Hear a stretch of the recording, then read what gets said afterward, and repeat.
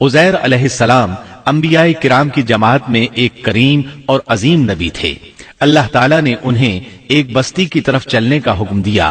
وہاں پہنچے تو بستی ویران تھی، بے آباد تھی۔ اب یہ حیران ہوئے کہ مجھے یہاں کس لیے بھیجا گیا۔ ایسے میں خیال آیا اللہ تعالیٰ اس مردہ بستی کو کیسے زندہ فرمائیں گے۔ یہ خیال تعجب کے طور پر تھا۔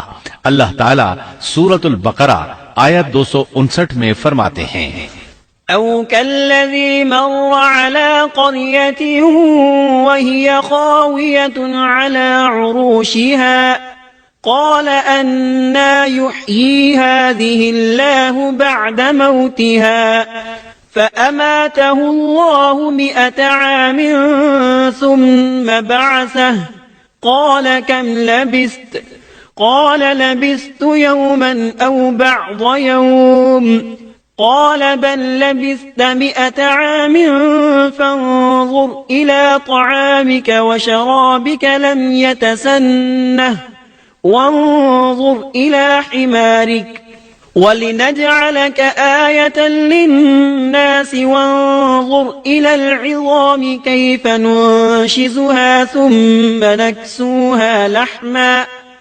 فلما تبين له قال أعلم أن الله على كل شيء قدير۔ یا اس شخص کی مانند کہ جس کا گزر اس بستی پر ہوا جو چھت کے بل اوندھی پڑی ہوئی تھی۔ وہ کہنے لگا کہ اس کی موت کے بعد اللہ تعالیٰ اسے کیسے زندہ کرے گا۔ تو اللہ تعالیٰ نے اسے بھی موت دے دی 100 سال کے لیے۔ پھر اسے اٹھایا، پوچھا تجھ پر کتنی مدت گزری؟ کہنے لگا 1 دن یا دن کا کچھ حصہ۔ اللہ تعالیٰ نے فرمایا تو 100 سال تک ٹھہرا رہا۔ پھر اب تو اپنے کھانے پینے کو دیکھ کہ یہ بالکل خراب نہیں ہوا، اور اپنے گدھے کو بھی دیکھ، ہم تجھے لوگوں کے لیے ایک نشانی بنا رہے ہیں۔ تو دیکھ کہ ہم ہڈیوں کو کس طرح جوڑتے ہیں، پھر ان پر گوشت چڑھاتے ہیں۔ جب یہ سب ظاہر ہو چکا تو کہنے لگا میں جانتا ہوں اللہ تعالیٰ ہر چیز پر قادر ہے۔ اللہ تعالیٰ نے نیند کی حالت میں عزیر علیہ السلام کی روح قبض کی تھی، اس لیے انہوں نے جواب دیتے وقت سمجھا کہ شاید وہ سو رہے ہیں۔ انہیں یہ احساس بھی نہ ہوا کہ میں تو اتنا عرصہ مردہ رہا ہوں۔ جب وہ سوئے تھے تو صبح کا وقت تھا۔ جب دوبارہ زندگی ملی تو عصر کے وقت آنکھ کھلی۔ اسی لیے اللہ تعالیٰ کے سوال کے جواب میں انہوں نے کہا میں 1 دن یا دن کا کچھ حصہ سویا رہا ہوں گا۔ اللہ تعالیٰ نے فرمایا اپنے کھانے اور گدھے کو دیکھو، کھانا بہت جلد خراب ہو جاتا ہے، لیکن 100 سال گزرنے پر بھی کھانا بالکل تازہ تھا، جبکہ آپ کے گدھے کی ہڈیاں بکھری پڑی تھیں۔ اچانک ان کے سامنے دیکھتے ہی دیکھتے ہڈیاں حرکت کرنے لگیں، پھر جڑنے لگیں۔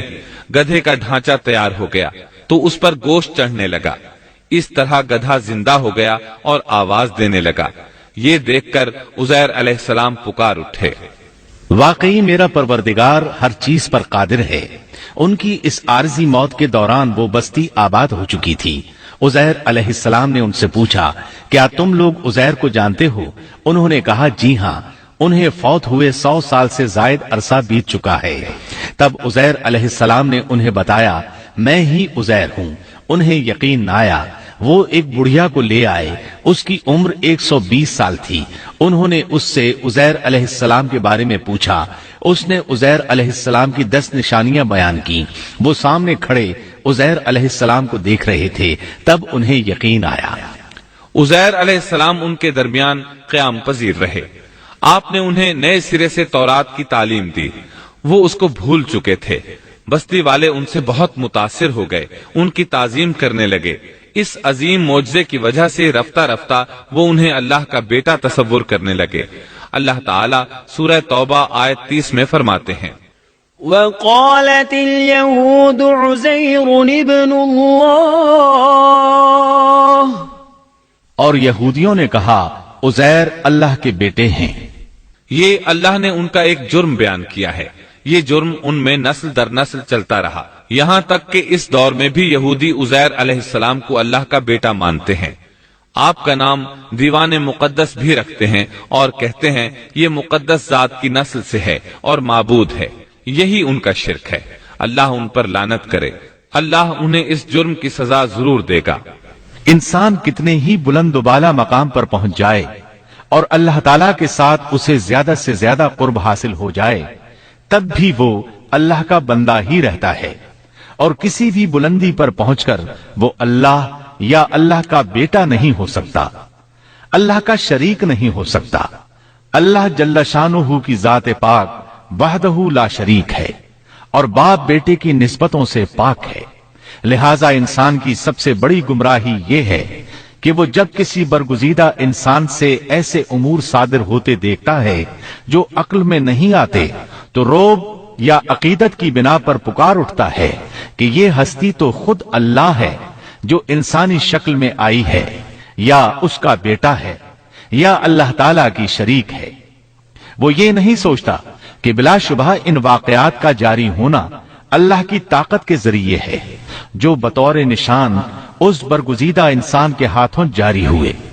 اس کے باوجود یہ نہ اللہ ہے نہ اللہ کا بیٹا بلکہ اس کا ایک پسندیدہ بندہ ہے، اور یہ امور اللہ تعالیٰ کے خاص قوانین کے تحت صرف اس کی تائید اور اس کی صداقت کے لیے ظاہر ہوتے ہیں، ورنہ وہ بھی اللہ تعالیٰ کے آگے اسی طرح مجبور ہے جس طرح دوسری مخلوق۔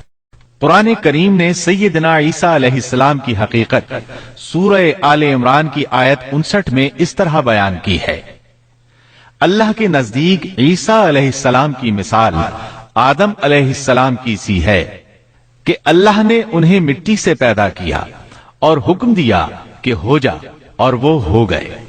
مطلب یہ کہ اللہ کا بیٹا اگر کسی کو کہا جا سکتا تو آدم علیہ السلام کو کہا جانا چاہیے تھا، لہذا کسی نبی کے بارے میں یہ عقیدہ رکھنا کہ وہ اللہ کا بیٹا ہے بالکل فضول اور باطل ہے۔